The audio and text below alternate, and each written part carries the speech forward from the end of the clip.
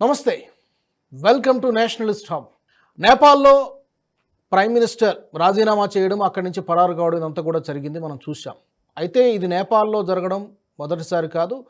అక్కడ డెమోక్రసీ ఎందుకు ఫెయిల్ అవుతోంది? గత 17 సంవత్సరాల్లో 15 సార్లు ఇలాగే జరిగింది. ఎందుకు సెట్ కావట్లేదు నేపాల్లో? ఏం జరుగుతోంది? రాచరిక పరిపాలనలో గతంలో ఉండేది, మరి ఇప్పుడు నేపాల్ భవితవ్యం ఏంటి? ఏం జరగబోతోంది? ఇది చర్చ జరుగుతోంది ఓవరాల్గా. ఈ అంశానికి సంబంధించి కాస్త బ్రీఫ్గా విశ్లేషించే ప్రయత్నం చేద్దాం. నాతో జాయిన్ అవుతున్నారు సీనియర్ జర్నలిస్ట్ సురేష్ కొచ్చిటిల్ గారు, స్టూడియోలో అందుబాటులో ఉన్నారు. సురేష్ గారు నమస్తే. నమస్తే సార్, 17 సంవత్సరాల్లో 15 మంది మారడం అనేది నిజంగా అది ఎందుకు అట్లా? అంటే నేపాల్లో ప్రజాస్వామ్యం అనేది నేపాల్కి పడదా అక్కడ వ్యవస్థకి, లేకపోతే ఎలా మనం చూడొచ్చు? మన సబ్ కాంటినెంట్లో మీరు పాకిస్తాన్ తీసుకోండి, శ్రీలంక తీసుకోండి, బంగ్లాదేశ్ తీసుకోండి, నేపాల్ తీసుకోండి, మయన్మార్ తీసుకోండి, మన చుట్టుపక్కల అన్ని రాష్ట్రాలు ఎక్సెప్ట్ చైనా ఒక ఆటోక్రటిక్ వన్ పార్టీ రూల్, అక్కడ ప్రాబ్లం లేదు. ఈ అన్ని రాష్ట్రాల్లో మనం ఏం చూస్తున్నాం అంటే ఎప్పుడు స్టెబిలిటీ లేదు, పొలిటికల్ స్టెబిలిటీ లేదు. పాకిస్తాన్లో అయూబ్ ఖాన్ ఫస్ట్ ఇండిపెండెన్స్ కాగానే అక్కడి నుంచే మొదలైంది. వాళ్ళు జిన్నా పోగానే అయూబ్ ఖాన్ తర్వాత అక్కడి నుంచి పాకిస్తాన్ ఆర్మీ జనరల్సే నడిపించారు.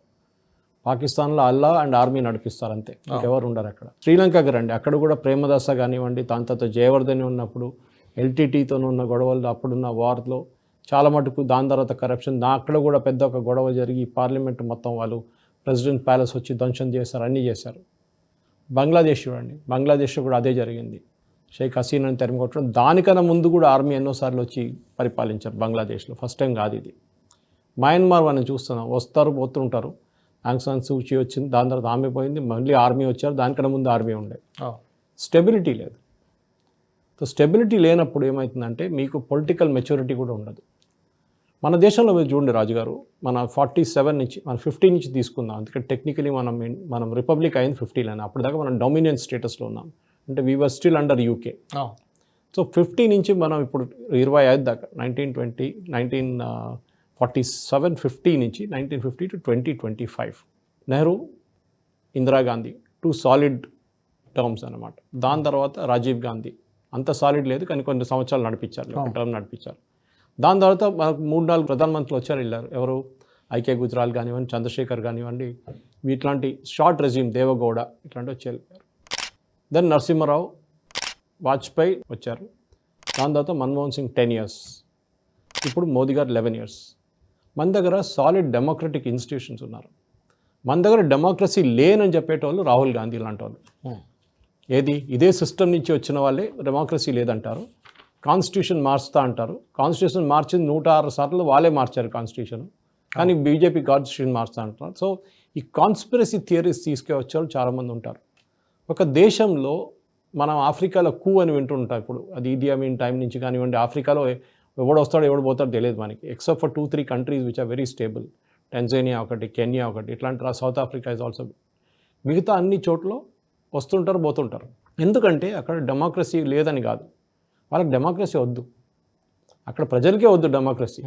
నేపాల్ కూడా అంతే అంతే. మాకు ఒక స్థిరమైన గవర్నమెంట్ ఉండాలి, ఆ గవర్నమెంట్ మంచిగా నడిపించాలి, మాకు ఓటు వేయకపోతే ప్రాబ్లం లేదు, కానీ మమ్మల్ని చూసుకోవాలి, కంట్రీని ఒక ఎకనామిక్ స్టెబిలిటీలో తీసుకురావాలి.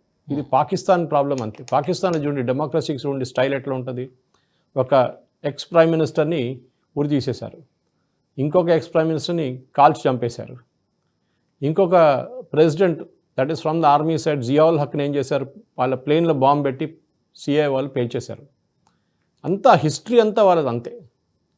సో మీకు డెమోక్రసీ ఎక్కడ వస్తుంది? ఇప్పుడు లేటెస్ట్ డెమోక్రసీ స్టైల్ పాకిస్తాన్లో గెలిచిన బాన జైల్లో ఉన్నాడు, ఓడిపోయిన ఆయన ప్రధానమంత్రి అయిపోయాడు. ఇమ్రాన్ ఖాన్ జైల్లో ఉన్నాడు, షబాజ్ షరీఫ్ ప్రధానమంత్రి అయిపోయాడు. So that is democracy. First ఎక్కడ పారిపోతారు పాకిస్తాన్ వాళ్ళు? దుబాయ్కి వెళ్తారు. మీరు చూసుంటారు. ఈయన ఎక్కడ వెళ్ళారు? ఓలీ ఇప్పుడు దుబాయ్కి వెళ్ళారు. సో వీళ్ళందరూ పారిపోతారు. షేక్ హసీనా ఇండియాకి రాగానే ఇంత పెద్ద గొడవ చేశారు, ఊ అని చెప్పేసి. వీళ్ళు ఇప్పుడు దుబాయ్ దగ్గర అడగండి ఒకసారి, పంపించమని చెప్పండి, వాళ్ళు రిటర్న్ పంపించారు వాళ్ళు, because they believe in that we can give an asylum అని చెప్పేసి. కానీ బంగ్లాదేశ్లో అదే ప్రాబ్లం, మీరు చూసుంటారు. బంగ్లాదేశ్లో కూడా ఆర్మీ, అది జియాউর హక్ ఉన్నారు, జియాউল హక్ ఇక్కడ ఉన్నప్పుడు అక్కడ జియాউর రహమాన్ అటు హక్ ఉన్నారు. దాని తర్వాత నడిమిట్లో వాళ్ళ ఫ్యామిలీ వచ్చారు, వీళ్ళ ఫ్యామిలీ వచ్చారు, షేక్ ముజీబుర్ రహమాన్ మొత్తం ఫ్యామిలీని ఫినిష్ చేసేసారు వాళ్ళు. సో అక్కడ కూడా అదే ప్రాబ్లం ఉంటుంది, ఉంది కూడా ఇప్పుడు దాకా. నెక్స్ట్ మీరు ఇటువైపు వద్దాం, నేపాల్ వైపు. నేపాల్లో కూడా మీరు చూస్తుంటారు, మీరు చెప్పినట్లు 15 సార్లు గవర్నమెంట్ వచ్చింది పోయింది, ప్రచండ వచ్చాడు లెఫ్టిస్ట్ గవర్నమెంట్ అన్నారు, దాని తర్వాత నెక్స్ట్ రైటిస్ట్ అన్నారు, మళ్ళీ మొనార్కీ అన్నారు, మొత్తం రాజవంశాన్ని మొత్తం కంప్లీట్ కాల్చి చంపేశారు. సో ప్రాబ్లం అంటే స్టెబిలిటీ లేదు. స్టెబిలిటీ ఎప్పుడు వస్తుందంటే మీ దగ్గర ప్రాసెస్ పర్ఫెక్ట్గా ఉంటే వస్తుంది. మన దగ్గర మీరు రోడ్డు మీద దిగి 2 రాళ్ళు విసిరితే ఎవరు వచ్చి కొడతారు మిమ్మల్ని? పోలీసు వాడు వచ్చి కొడతాడు. 25 మంది వచ్చి కొడితే ఏం చేస్తారు? RAF వాళ్ళు వస్తారు, వాళ్ళు వాటర్ క్యాన్ టియర్ గ్యాస్ కొడతారు. మీరు దానికన్నా ఎక్కువ గొడవ చేస్తే CRPF వాళ్ళని పంపిస్తారు. మీరు దానికన్నా ఎక్కువ కొడితే మీరు కర్ఫ్యూ వేసేసి ఆర్మీకి ఇచ్చేస్తారు. మన దగ్గర ప్రాసెస్ ఉంది ఒకటి. ఎన్నోసార్లు మన దగ్గర జరిగిన అన్ని గొడవల్లో, ఈవెన్ మన ఓల్డ్ సిటీలో కూడా జరిగే గొడవలు, ఇప్పుడు ఎన్టీ రామారావు గారు ఉన్న దానికన్నా ముందు గణేష్ చతుర్థి తర్వాత 3 రోజులు కర్ఫ్యూ ఉంటుండే అప్పుడు. సో మన దగ్గర ఎందుకు ప్రొటెస్ట్ చేస్తారు? నేపాల్ ప్రాబ్లం ఏంటంటే, బంగ్లాదేశ్ ప్రాబ్లం అంటే ఉద్యోగం లేదు వాళ్ళకి.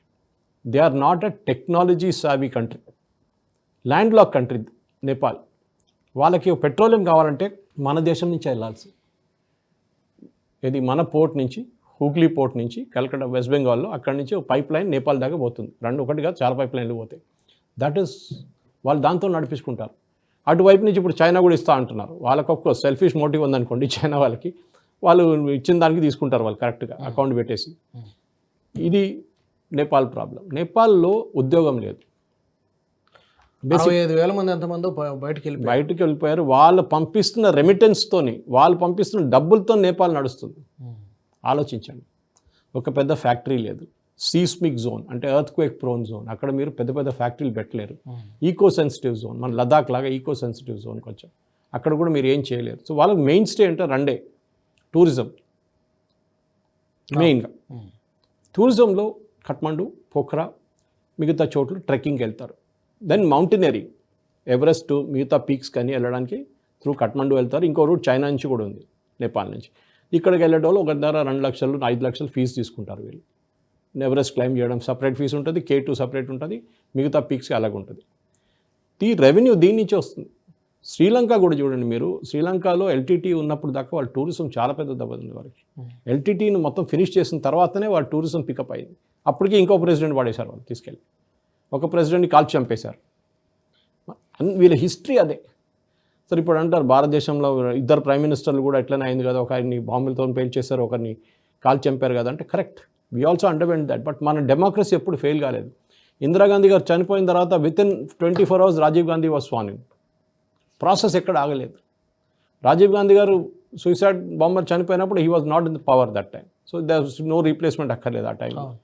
కానీ మన దగ్గర అన్నిటికంటే స్ట్రాంగ్ మన ఆర్మీ.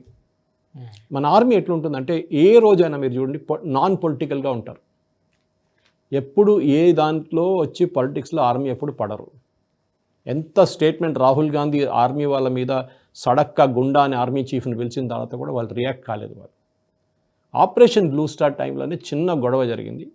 అప్పుడు సిక్ రెజిమెంట్లో కొంచెం తిరుగుబాటు జరిగితే కొంతమందిని అరెస్ట్ చేసి తీసుకొచ్చి మన హైదరాబాద్లోనే ట్రిమల్గిరి జైల్లో వేశారు వాళ్ళు, ఆర్మీ వాళ్ళ జైలు ఉన్నారు.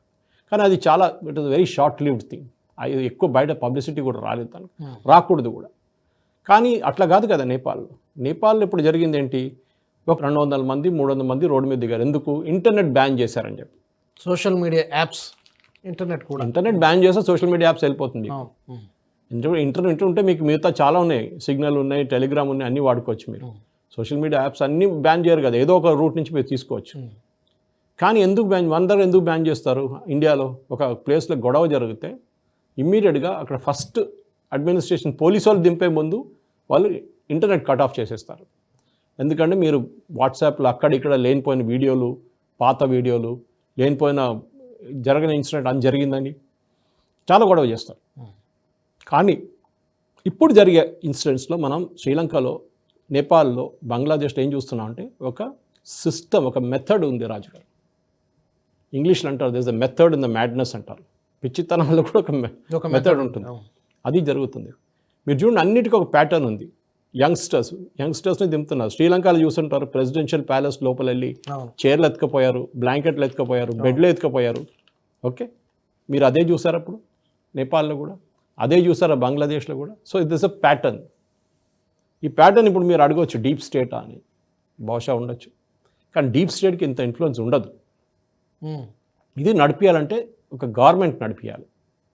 కొంతమంది అంటారు దోవల్ గారు నడిపించారు, ఇప్పుడు ఓలీ ఇప్పుడు ఒక స్టేట్మెంట్ ఇచ్చినట్టు, I don't know it's true or not, మనం ఇప్పుడు ఈ డిబేట్ స్టార్ట్ చేసినప్పుడు చూశాను ఇది, దట్ నేను రామ మందిర్ని వ్యతిరేకించాను భారతదేశంలో, రాముడు నేపాల్లో పుట్టాడని చెప్తే నన్ను తీసేశారని చెప్పేసి. See the campaign is against India. ఆయన చెప్పారా లేదో నాకు తెలియదు, ఎందుకంటే I don't have access to his statement. ఇంకో దాని నుంచి ట్వీట్ వచ్చింది విచ్ ఇస్ క్రెడిబుల్ సోర్స్. అప్పుడు ఎవరి మీద? భారతదేశం మీద తోసేస్తున్నారు. జరిపింది ఎవరు ఉండొచ్చు? అమెరికా ఉండొచ్చు. అమెరికాకి చైనా కౌంటర్ చేయడానికి Nepal is a great place. నేపాల్లో కూర్చుంటే వాళ్ళకి కంప్లీట్ చైనా, టిబెట్ నుంచి మొత్తం కవర్ చేసుకోవచ్చు చైనాని. దీనికన్నా ముందు ఆఫ్ఘనిస్తాన్ ఉన్నప్పుడు కూడా, దాని తర్వాత ఆఫ్ఘనిస్తాన్ నుంచి పారిపోయిన తర్వాత కూడా బాగారామ్ ఎయిర్ ఫోర్స్ బేస్ చాలా రోజు ట్రై చేశారు వాళ్ళు, యుఎస్ ఆఫ్ఘనిస్తాన్, ఎందుకంటే అక్కడి నుంచి చైనా చాలా దగ్గర బార్డర్. మీరు కంప్లీట్ చైనాని ట్రాక్ చేసుకోవచ్చు అక్కడ కూర్చొని, ఏం చేస్తున్నారు చైనా వాళ్ళని చెప్పి. సో బహుశా యుఎస్ ఉండొచ్చు. బంగ్లాదేశ్ చెప్పాం మనం, బంగ్లాదేశ్లో డీప్ స్టేట్ చేయించారు, యుఎస్ చేయించారు. దాంట్లో డౌట్ ఎందుకు రాలేదంటే యుఎస్ వాళ్ళకి ఫండింగ్ ఇవ్వడం మొదలుపెట్టారు, యుఎస్ ప్లేన్లో వచ్చి దిగడం మొదలైంది. So it is very obvious that there was something happening. ఇప్పుడు నేపాల్లో కూడా యుఎస్ ప్లేన్లో వచ్చి దిగుతుందా? యుఎస్ ఫండింగ్ వస్తుందా? ఐఎంఎఫ్ వాళ్ళు డబ్బులు ఇస్తారా? రీకన్స్ట్రక్షన్ ప్రాజెక్ట్ స్టార్ట్ చేస్తారా? ఎందుకంటే భూకంపం వచ్చిన తర్వాత కూడా నేపాల్ ఇప్పుడు దాకా రికవర్ కాలేదు. పెద్ద భూకంపం 2 వచ్చినాయి, ఇప్పుడు దాకా రికవర్ కాలేదు. ఇంకోటి ఏంటంటే అక్కడ యంగ్స్టర్స్కి ఉద్యోగాలు లేవు. ఉద్యోగాలు లేనప్పుడు మీరు ఏం చేస్తారు? ఎగ్జాంపుల్ ఇస్తాను రాజు గారు, లేదా క్వశ్చన్ అడుగుతాను. భూటాన్లో ఇట్లా గొడవలు జరిగిందండి?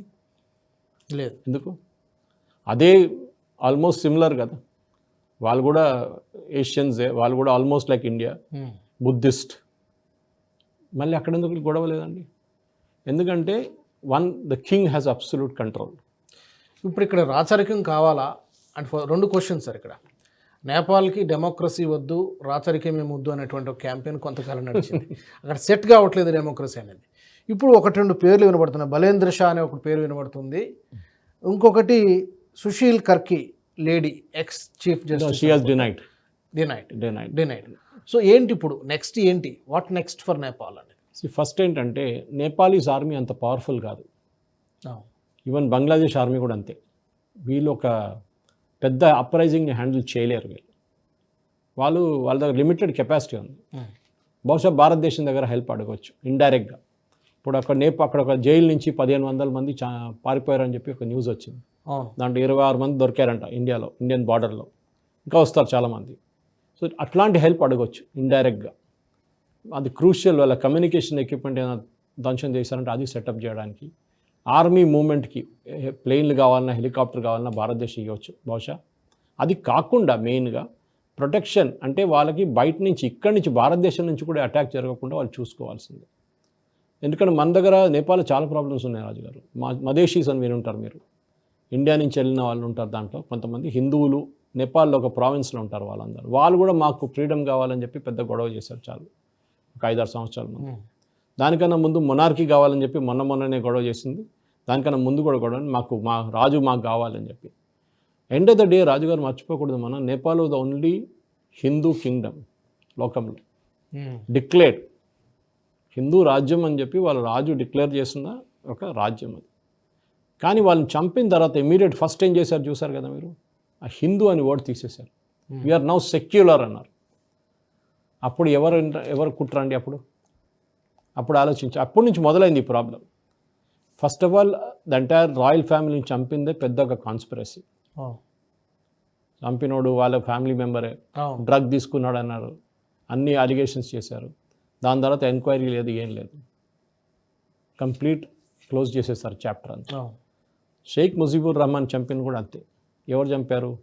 అక్కడున్న యాంటీ నేషనల్స్ అని చెప్పొచ్చు, వాళ్ళ ప్రో పాకిస్తాన్ ఎలిమెంట్స్ చంపేశారు. అది కూడా దాని తర్వాత అసలు న్యూస్ లేదు.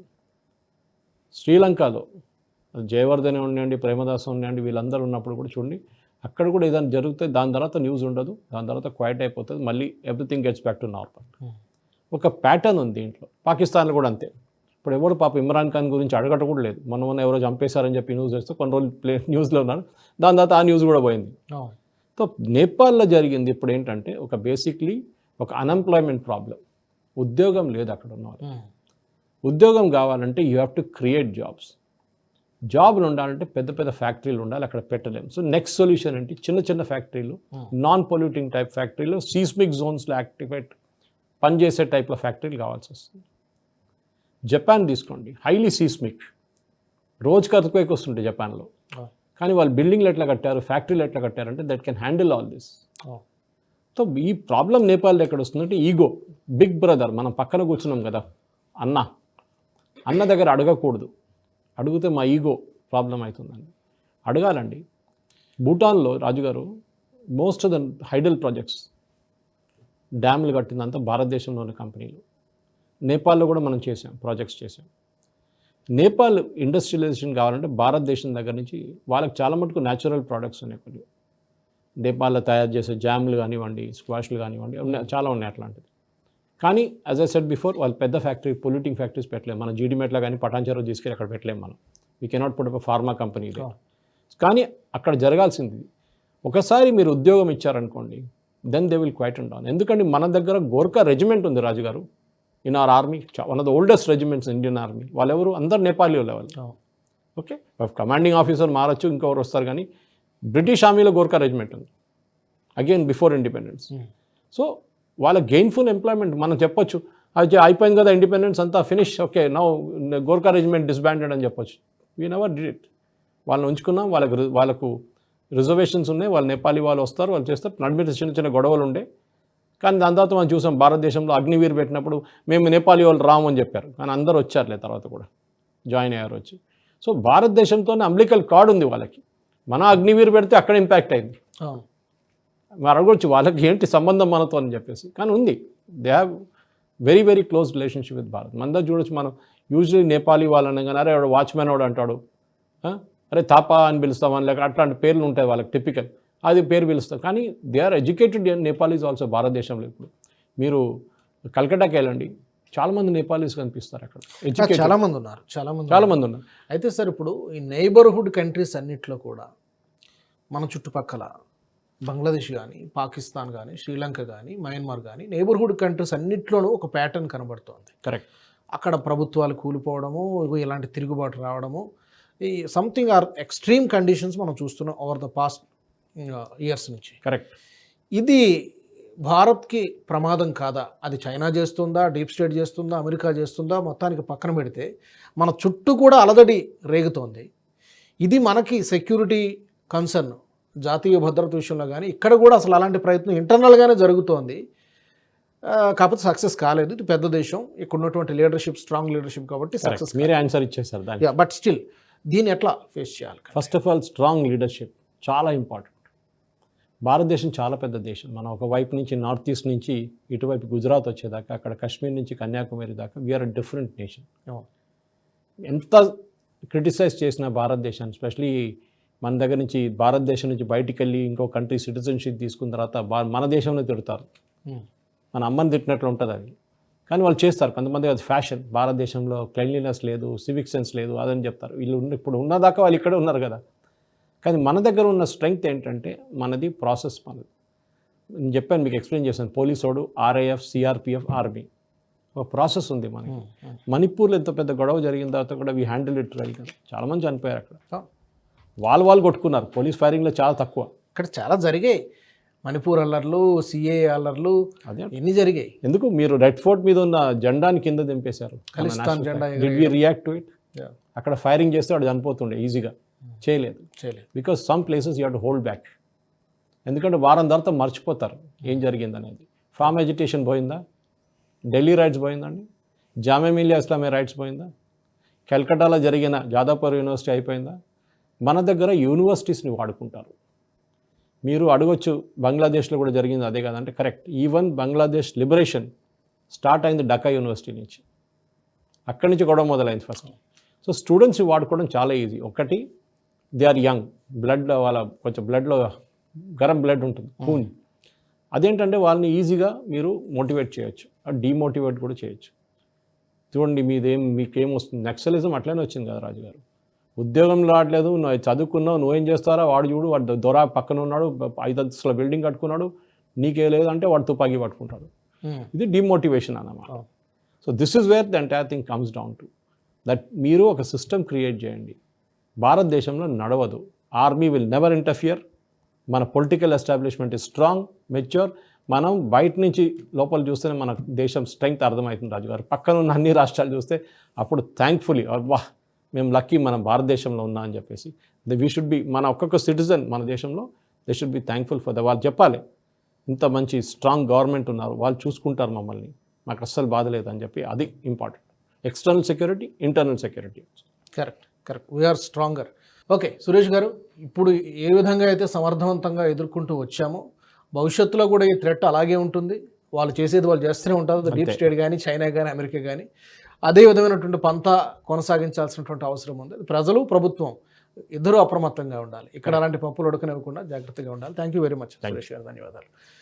ఇది నేపాల్లో జరిగినటువంటి ఈ రాజకీయ సంక్షోభం నేపాల్కి కొత్త కాదు, కానీ భారత్కి మాత్రం ఇది అప్రమత్తంగా ఉండాల్సినటువంటి సమయం. చుట్టూ ఉన్నటువంటి నైబరింగ్ కంట్రీస్లో జరుగుతున్నటువంటి పరిణామాలు కొన్ని సంవత్సరాలుగా ఇక్కడ కూడా అలా జరగడానికి ఆస్కారం ఉంది. అలాంటి ప్రయత్నాలు ఎప్పటి నుంచో జరుగుతున్నాయి. కానీ ఇక్కడ ఉన్నటువంటి ప్రభుత్వం దాన్ని సమర్థవంతంగా హ్యాండిల్ చేస్తూ వచ్చింది కాబట్టి ఇక్కడ అలాంటి ప్రయత్నాలు సఫలం కాలేదు. ఈ అంశానికి సంబంధించి మీరు ఏమనుకుంటున్నారో కామెంట్స్ని కూడా తప్పకుండా కామెంట్స్ ద్వారా మీ అభిప్రాయాన్ని తెలియచేయండి. అలాగే నేషనలిస్ట్ హబ్ నుంచి ఇంకా ఎలాంటి అంశాలను మీరు కోరుకుంటున్నారో కూడా అది కూడా మీరు కామెంట్స్ ద్వారా మాకు చెప్పవచ్చు. తప్పకుండా సబ్స్క్రైబ్ చేసుకోండి నేషనలిస్ట్ హబ్ గ్రూప్ ఆఫ్ ఛానల్స్ని.